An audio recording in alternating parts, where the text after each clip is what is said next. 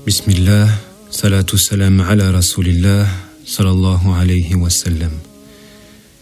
Alors, en guise de résumé de notre premier cours de spiritualité pragmatique, nous allons aborder justement la question du sens. Qu'est cette discipline? Effectivement, c'est le cœur de tous les savoirs.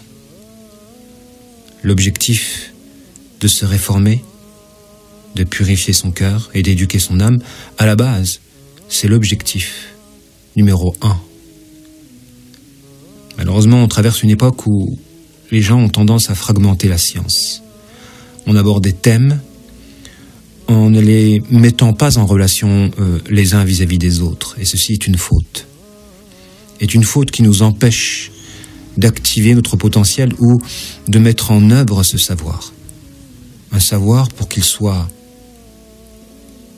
effectif, qu'il nous permette d'agir, car le but de la science, c'est l'action. Il faut qu'il soit global et qu'il ne fragmente pas les différentes disciplines du savoir. Malheureusement, à l'heure d'aujourd'hui, on traverse une époque où les gens qui enseignent en fragmentant. Il est inconcevable d'aborder des thèmes tels que la spiritualité en fragmentant les états. Par exemple, j'aborde la station du shukr et ensuite, dans un autre cours, je vais aborder la station du tawakkul. Et dans un autre cours, je vais aborder une autre station sans les mettre en relation. Ceci est une faute qui ne permettra pas au savoir de générer la transformation. Car le but, en fin de compte, de la spiritualité, c'est justement cette transformation. On n'a plus que besoin de nous transformer.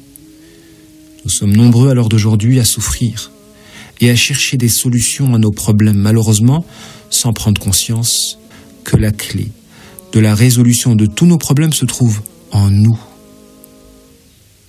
Afin que puisse s'ouvrir cette porte qui donne sur l'épanouissement et le bonheur. La spiritualité, en réalité, c'est ce voyage intérieur qu'on a besoin de tous réaliser afin de pouvoir activer notre potentiel. Car on a tous un potentiel, on a tous une force qui sommeille en soi. Malheureusement, on ne l'active pas. Cette force est étouffée, camouflée, enveloppée par de la laideur. Effectivement, on ne mesure pas l'importance du temps à l'heure d'aujourd'hui, alors que notre prophète alayhi salatu wassalam disait à ce sujet Ni'matan marbununa fihima kathira minan nas as-sihha wal faragh, deux bienfaits vis-à-vis desquels les gens ne mesurent pas l'importance, la santé et le temps libre. On remarque tous que les années passent comme des mois, que les mois passent comme des semaines, que les semaines passent comme des jours, et pourtant on ne se donne pas les moyens d'activer notre potentiel. Alors la foi, c'est quoi? Si on est convaincu qu'après la mort, c'est l'éternité, et que notre courte vie aura des répercussions sur cette éternité, alors on prend conscience de l'importance de chacun de nos actes, et on essaye d'agir dans ce bas monde, avec la ferme conviction que chacun de nos actes auront des répercussions éternelles. À partir de là, le croyant qui est convaincu de cela ne perd pas son temps et se donne les moyens de faire remonter à la surface la meilleure version de lui-même. La meilleure version de lui-même. Et au fond, c'est ça l'objectif de la spiritualité pragmatique, c'est de nous aider à faire remonter à la surface de notre personnalité la meilleure version de nous-mêmes. Parce qu'on a tous 3 types de personnalités. Une personnalité du pire, une personnalité du meilleur, et une personnalité du juste milieu. Et l'objectif du croyant, c'est de se donner les moyens d'activer son potentiel pour tendre vers sa personnalité du meilleur. Malheureusement, à l'heure d'aujourd'hui, pour beaucoup, c'est la personnalité du pire qui remonte à la surface, avec ses mauvaises opinions, ses médisances, ses addictions à l'illicite, et j'en passe, de toutes ces laideurs qui étouffe la beauté intérieure profonde. Car au fond, il y a beaucoup de gens qui sont bons dans le fond, mais qui malheureusement étouffent cette bonté, cette beauté par de la laideur en acte. D'où la nécessité de s'initier à cette science qu'est la spiritualité afin de pouvoir activer son potentiel et faire ressortir le meilleur de soi. Il y a 2 degrés dans la spiritualité. Une spiritualité individuelle qui a pour vocation de s'intéresser uniquement à la personnalité, à l'individu, dans son objectif de purifier le cœur et d'éduquer son âme, et une spiritualité plutôt collective. Car on a des gens qui parviennent à se purifier par la voie de la profondeur et de la science, et donc par l'action d'acquérir une certaine autonomie spirituelle, et vous avez d'autres, la plupart, en réalité s'éduquent par l'environnement, par l'action de côtoyer des personnes qui sont pures spirituellement. Mais malheureusement, quand ils s'écartent de ces gens-là, le risque pour eux de couler devient grand. Car en réalité, leur spiritualité était liée à des facteurs extérieurs à leur propre personnalité, si bien que cette dernière n'est pas stable. Elle est conditionnée à un environnement sain. L'objectif de ces cours de spiritualité, c'est de vous donner les clés d'une autonomie spirituelle, à même de vous aider à rester constant dans ce travail de réforme, dans ce travail d'activation de votre potentiel, afin de pouvoir produire cette force qu'on a besoin pour triompher de nos adversaires, pour triompher de nos démons, pour triompher justement de nos malheurs. Il y a 3 dimensions qui nous intéressent dans cette discipline qu'est la spiritualité. La dimension du mental et des idées, donc la dimension de la pensée, la dimension des émotions, de la sensation et des ressentis, et enfin la dimension des actes. Et cette transformation que l'on souhaite est une transformation qui doit s'opérer à l'endroit de ces 3 dimensions-là. Réformer notre représentation des choses, réformer et purifier nos ressentis afin que ces derniers puissent être sains, et réformer nos actes. Car vous avez des gens qui peuvent détériorer leur propre personnalité par la voie de ressentis qui peuvent être malsains, lorsque les actes suivent ces ressentis malsains. Alors que la représentation mentale peut les aider à prendre conscience que le chemin qu'ils empruntent est un chemin qui les mène à leur propre perdition. Qu'est-ce qui fait qu'on n'arrive pas à se réformer? Parce que pour pouvoir se réformer, on a besoin de vérifier 4 conditions. Le recul. Avoir un regard de recul. Faire ce fameux travail d'introspection. S'observer de l'extérieur. Afin de générer cette volonté de vouloir se réformer. Parce que celui qui ne se sait pas couler ne se donnera pas les moyens de s'en sortir. D'où la nécessité de pouvoir s'observer avec un regard de recul, de sorte de générer cette volonté et ce désir de s'en sortir. Ensuite, la 3e des étapes, c'est de chercher à savoir comment faire. Parce que vous avez des gens qui se savent couler et qui veulent s'en sortir, mais qui malheureusement ne savent pas comment faire. Et ce savoir est censé générer le pouvoir et la capacité de pouvoir mettre en œuvre la science à même de nous permettre de nous en sortir. 1. Un travail d'introspection. 2. Susciter la volonté de vouloir s'en sortir. 3. Chercher à savoir comment faire. Et 4. Mettre en œuvre ce savoir. C'est le chemin que l'on est censé parcourir pour pouvoir nous aider à nous transformer, à faire remonter à la surface la meilleure version de nous-mêmes, afin d'activer ce potentiel et cette force qui sommeille en soi, à travers laquelle on peut réaliser des merveilles. ne serait-ce que la victoire sur ces forces intérieures néfastes et ténébreuses qui nous empêchent de nous épanouir. Tout est une question en réalité de spiritualité. Lorsqu'à travers la représentation mentale, par exemple, nous ne parvenons pas à prendre conscience qu'il n'y a de force et de puissance qu'en Allah Ta'ala, jusqu'à être enchaînés par un malheur que nous avons fabriqué en réalité. À la base, si les gens pouvaient prendre conscience que toutes les souffrances qu'ils vivent ne sont que des souffrances qu'ils fabriquent par leur propre manquement, ils prendraient conscience en réalité que les clés qui donnent vers l'épanouissement et le bonheur est entre leurs mains. Reste à prendre conscience de cela et de ne pas chercher ailleurs qu'en soi, car là est le problème en réalité.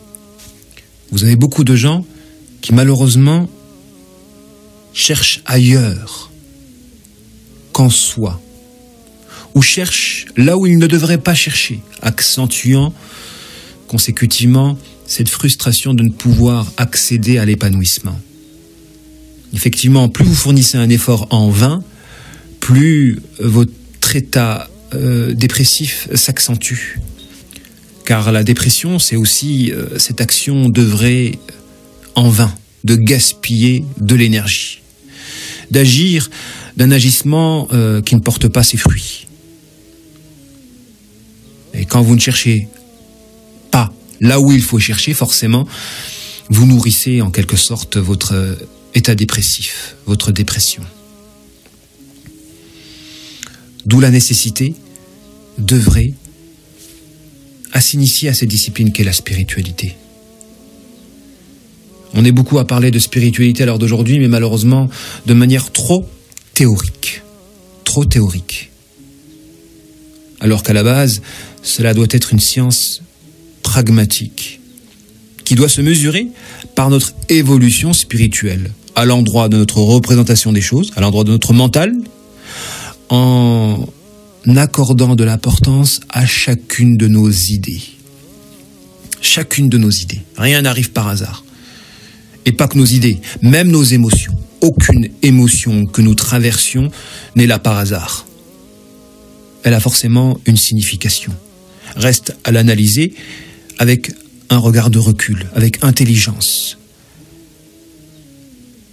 Mais malheureusement, vous avez des gens qui sont gouvernés par ce qu'ils traversent leur conscience ou par ce qu'ils ressentent, par ce qu'ils ressentent. Si bien qu'ils n'ont, en définitive, pas de réelle personnalité. S'il suffisait d'être dominé par un démon qui vous insuffle des idées néfastes ou qui vous insuffle un ressenti néfaste et que vous vous laissez guider par ce démon-là, où est votre personnalité ? Où est votre personnalité ? Les portes de la perdition vous seront grandes ouvertes.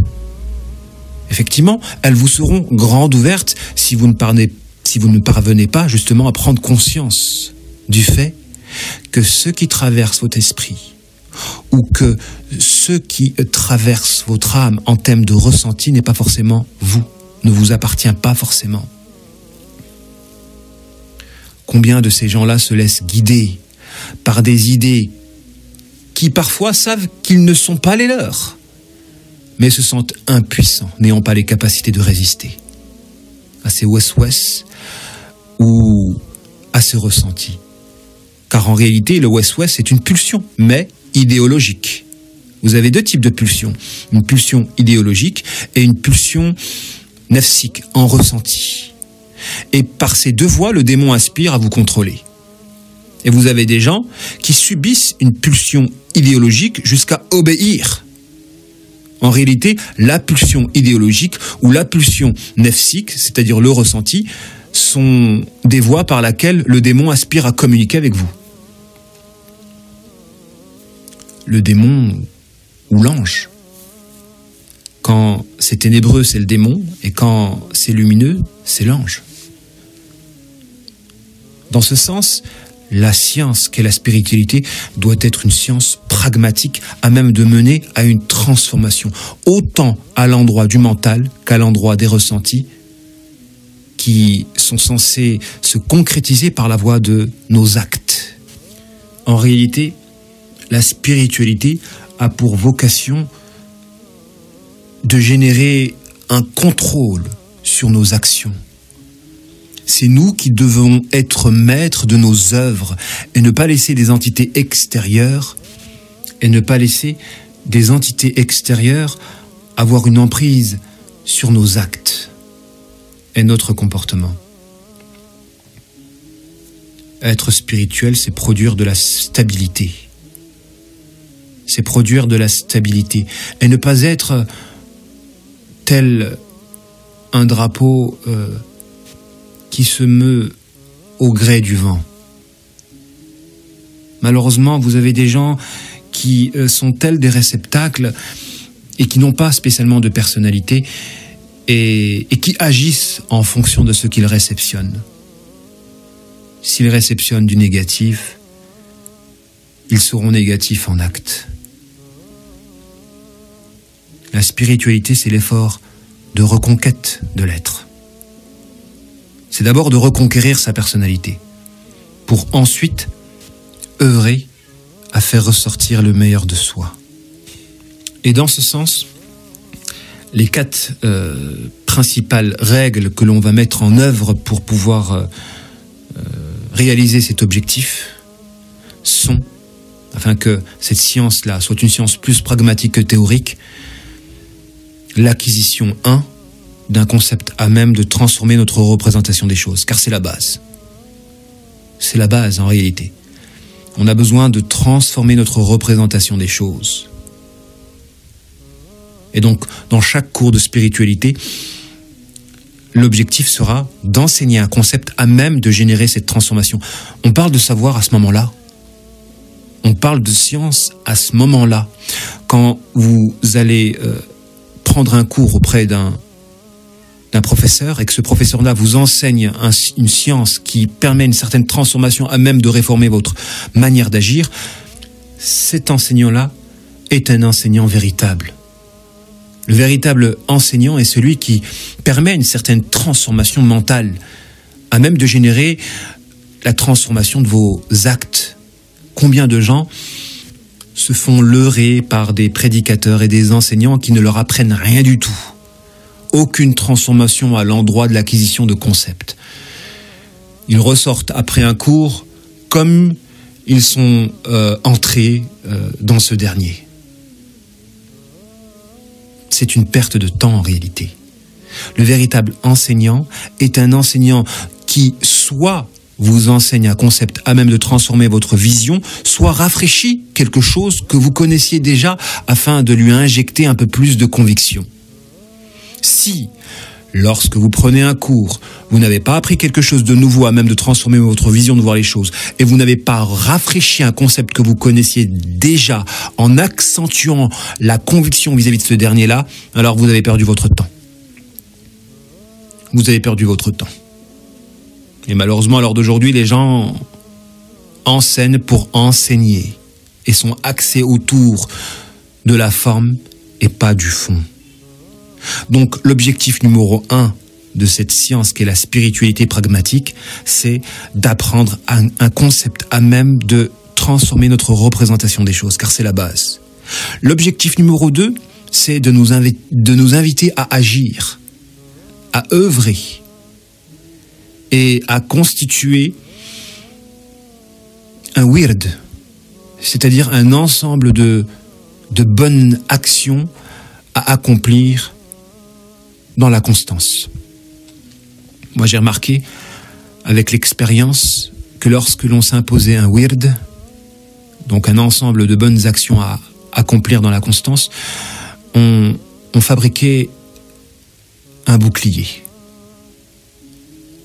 Un genre de bouclier à même de nous prémunir des éventuelles adversités ou des éventuelles attaques démoniaques.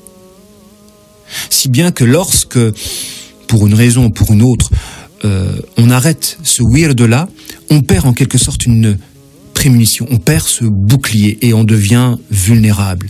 Et lorsqu'on sent cette vulnérabilité au moment où on a perdu en constance dans l'accomplissement de ce wird-là, on prend conscience que le wird, en réalité, permettait une certaine prémunition. D'où la conclusion que l'accomplissement de bonnes actions dans la constance permet d'attirer des anges.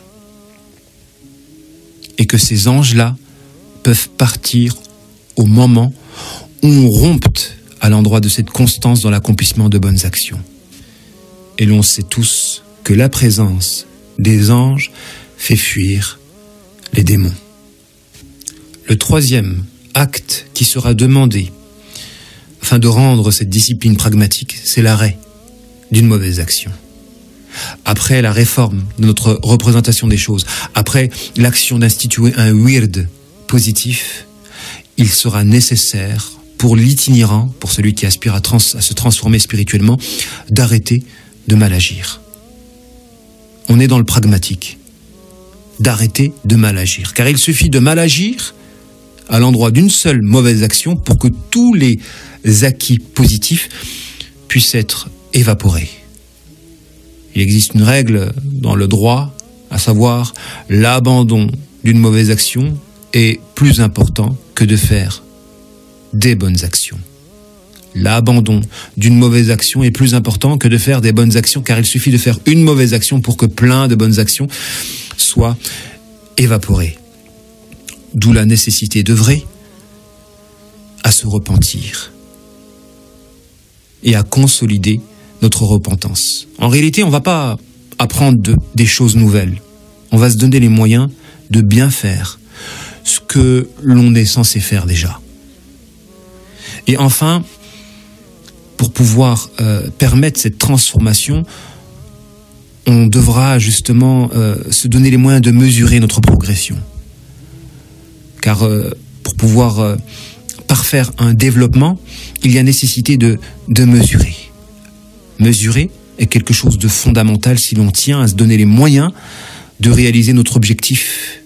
Car finalement, tout est une question d'intention. Et l'intention se complète par l'action de mesurer une progression. Si vous voulez vous donner les moyens de vous transformer spirituellement, il est nécessaire au préalable de formuler une intention. Et cette intention ne pourra se parachever que par l'action de mesurer votre progression. D'où la nécessité de mesurer. Et comment on peut mesurer une progression spirituelle à l'endroit des états intérieurs? Avez-vous acquis le ressenti du shukr? Avez-vous acquis le ressenti du tawakkul? Avez-vous acquis le ressenti de la repentance? Avez-vous acquis le ressenti de la patience?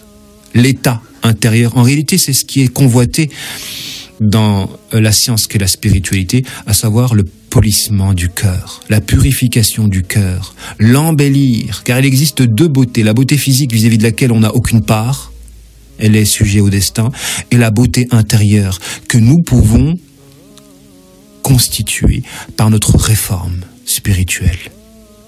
Si vous êtes intéressé par ces cours, n'hésitez pas à nous contacter. Wassalamu alaikum wa rahmatullahi ta'ala wa barakatuh.